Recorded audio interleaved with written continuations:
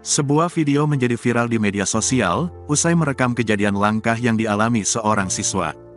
Bagaimana tidak, terlihat dalam video tangan siswa tersebut tersangkut di lubang kursi plastik hingga tak bisa dilepas. Entah bagaimana, tangan kanannya tersebut bisa terjebak di lubang tersebut. Mengetahui kejadian ini, sang guru pun ikut panik dan berusaha membantu siswanya. Sang guru mencoba memberi semacam cairan, agar tangannya menjadi licin dan mudah dilepas. Namun seperti yang terlihat dalam video, tangan pelajar itu tetap tidak bisa terlepas. Video yang diunggah di akun Instagram @tawamu_ngakak itu pun viral, dan mendapat beragam komentar dari warganet.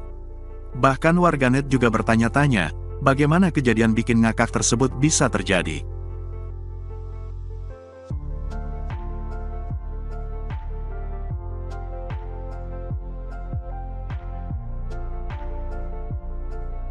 Download Tribun X sekarang, menghadirkan lokal menjadi Indonesia.